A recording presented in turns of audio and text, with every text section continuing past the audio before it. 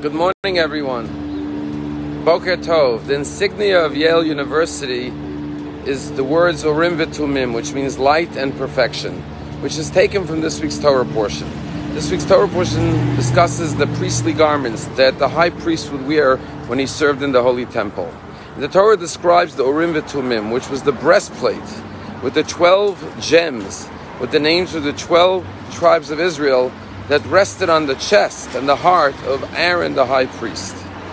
And Yale University took the words Urim v'Tumim and made it their coat of arms, their insignia for their university, because it represents the light and the perfection that emanated from God to the high priest.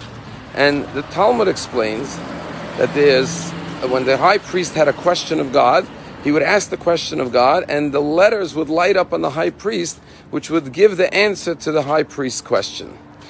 This past Shabbat, we had visitors from Shiloh, our sister city, the governor of the Benjamin region. We all know the story. We read on Rosh Hashanah how Hannah came to the temple to pray in Shiloh for a child. And Eli, the high priest, saw a woman swaying, moving her lips without any sound coming out of her mouth. And he said, "Why do you come to the temple as a drunken woman?" And Hannah said, "I'm not drunk. I'm a broken-hearted woman, and I'm bitter soul, and I'm praying for a child." And sure enough, her prayers were answered, and she was blessed with a child who became Samuel the prophet. But the Talmud says, how did Eli, the high priest, misjudge Hannah and accuse her of being a drunken woman? And the Talmud explains that the letters Shin Chaf Reish Hey lit up on the breastplate of the high priest Eli. Now those letters could spell the word Shikora, which means a drunken woman. So Eli thought she was drunk, but really the four letters could also, like when the word in the game of Scrabble, could spell a different word, and that is Kishera, a kosher, righteous woman. And Eli misread the message from God.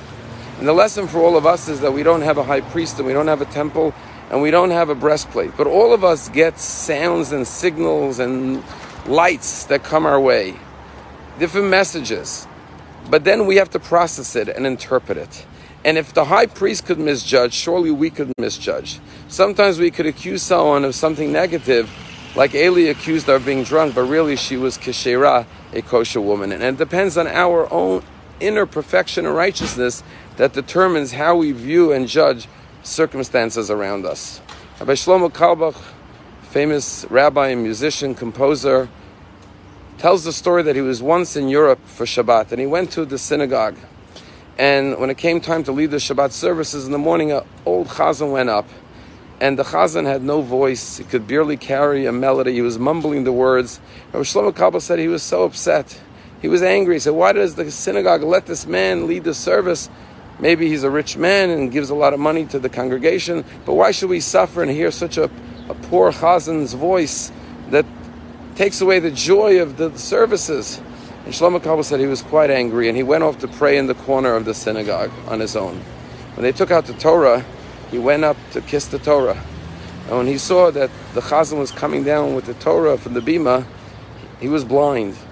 He was the blind chazan holding him on his arms, helping him walk down the steps and around the synagogue. Shlomo Carlebach said to someone, "Who is this blind chazan?" He said, "Don't you know? He was the greatest cantor in Europe before the war, the greatest tenor. He was the cantor and the chief cantor in the great synagogue of Lemberg. And unfortunately, he was sent to Auschwitz. He lost his family there. And the Nazis beat him, and they whipped his face. And that's why he has scars all over his face. And they blinded him. And they said he no longer wants to daven. He says, "I cannot lead the services anymore. I lost my voice." But we beg him to pray for us, and we say, "We remember you leading services in the great synagogue of Lemberg." And so every once in a while, he agrees to lead services for us. Shlomo Carlebach said he felt so humiliated. He felt so crushed.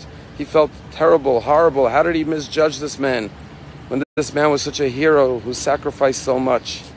And so when he was carrying the Torah around, Shlomo Carlebach leaned over, and while everyone was kissing the Torah, Shlomo Carlebach kissed the blind chazan's hand. The blind chazan turned to the people on the side of him and said, "Who just kissed my hand?" They said, "This is Shlomo Carlebach, the rabbi and composer." And the blind man looked at Shlomo Carlebach and said, "Shloimela, I love your nigunim. I love your melodies. Thank you. Shlomo Kabel said, when he said that, he gave me back my soul. And I realized, never judge another person. Always try to see people in the positive light. Have a wonderful day.